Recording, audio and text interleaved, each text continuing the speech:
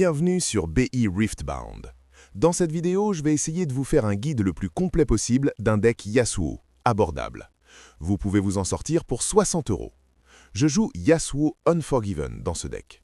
Pour 2 énergies et Exhaust, vous pouvez déplacer une unité alliée vers ou depuis votre base. Il est très important de savoir que ce n'est pas une capacité à vitesse de réaction. Beaucoup de joueurs me posent la question en tournoi. Cette capacité ne peut être utilisée que pendant votre tour lorsqu'aucune autre action n'est en cours. Cela reste néanmoins une capacité extrêmement puissante. Elle ressemble beaucoup à une accélération de mouvement, sauf que vous ne perdez pas de puissance. Elle coûte 1 rune de plus, mais peut être utilisée sur n'importe quelle unité. Et le fait de pouvoir ramener une unité depuis la base permet aussi de protéger efficacement vos unités. C'est donc une capacité de champion très intéressante. Unité champion.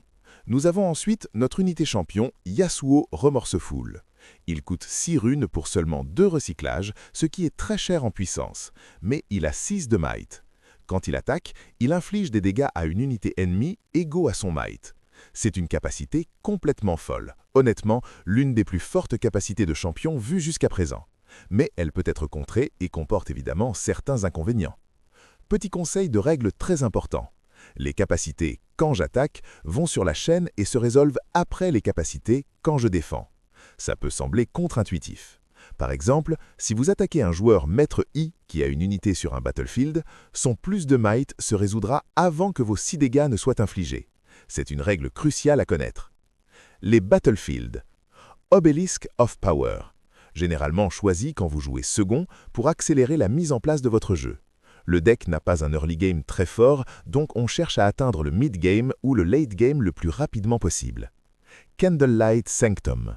Quand vous regardez une carte du dessus du deck, vous pouvez la jouer. Ce battlefield permet donc de regarder le dessus de votre deck, ce qui est excellent, notamment en synergie avec Nocturne. Zaun Warrens. Quand vous conquérez ici, défaussez une carte, puis chauchez une carte. Plusieurs cartes du deck utilisent cet effet et il fonctionne très bien avec Rasa, dont nous parlerons plus tard. Rune. Nous jouons 6 KO, 6 calmes. C'est honnêtement l'un des decks avec la gestion de runes les plus équilibrés que j'ai joué. Il y a souvent beaucoup de runes vertes à remettre, beaucoup de runes violettes à remettre, donc il faut être très attentif à ce que vous remettez et à la façon dont vous engagez vos runes pour payer l'énergie. C'est l'un des decks les plus techniques à ce niveau-là dans Riftbound. Unité Early Game. 3 fois Traveling Merchant. C'est la meilleure unité avec un coût de 2 du deck, celle que vous voulez absolument en main de départ.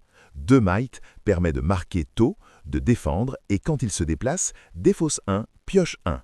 Vous pouvez même le déplacer avec Yasuo, le monter, conquérir, déclencher l'effet de déplacement, puis le ramener avec la légende Yasuo pour redéclencher l'effet, sculpter votre main et le protéger. Carte excellente. 3 fois Clockwork Keeper. Payer 1 rune pour piocher 1 et remplacer la carte, c'est très fort. Comme le deck n'a pas beaucoup de cartes coûteuses, remettre des runes au mid-game est souvent acceptable. Cela permet de garder une main bien remplie. 2 fois Stalwart Poro. Avoir 8 unités à 2 coups, c'est un bon équilibre pour garantir une action tour 1. Avec Stacked Deck, même en jouant second, vous pouvez souvent trouver une unité à jouer rapidement. Cela évite de perdre trop vite contre les decks agressifs. Carte clé. 3 fois Stacked Deck. Probablement l'une des 3 meilleures cartes du jeu. Elle apporte une énorme consistance, fonctionne parfaitement avec Nocturne et Rasa, et c'est quasiment toujours la meilleure carte à avoir en main. 1 fois En Garde. Le deck pioche beaucoup, donc on peut se permettre des cartes avec un seul exemplaire. 3 fois Discipline. Bon trick de combat, pioche, remplacement, maintien de l'influence. 3 fois Find Your Center. Quand votre adversaire est à 3 points de la victoire, donc 5 points, cette carte aura un coût de 1 pour piocher une carte et exhaust une nouvelle rune. Tempo et contrôle. 3 fois Fight or Flight. Carte absolument incroyable en tempo. Elle permet de renvoyer une unité ennemie à la base, annulant pratiquement un tour adverse. Combinée à Defy, elle permet de gagner des parties à elle seule. 3 fois Ride the Wind. Carte extrêmement puissante mais complexe. Elle mériterait une vidéo dédiée. Elle peut s'utiliser dans multiples situations. 1 fois Last Breath. Sort signature de Yasuo, ne peut pas être Defy, peut être utilisé pendant le tour adverse en showdown, permet des plays complètement déments, mais un peu situationnel, donc joué en un seul exemplaire. Reinforce et Blitzcrank. Reinforce regarde les 5 cartes du dessus, joue une unité avec -5 énergie, permet du filtrage, alimente la défausse et permet une synergie énorme avec Rasa. Blitzcrank, carte extrêmement embêtante pour l'adversaire. Contrôle un battlefield, protège vos unités petites, force des combats, revient en main après un hold. C'est l'une des meilleures cartes du deck.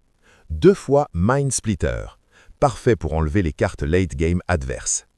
Le cœur du deck, Nocturne et Rasa. Le deck est construit autour de ces 6 cartes. Nocturne, grâce à sa capacité, il peut être joué du dessus du deck via Stacked Deck, Candlelight Sanctum ou Reinforce.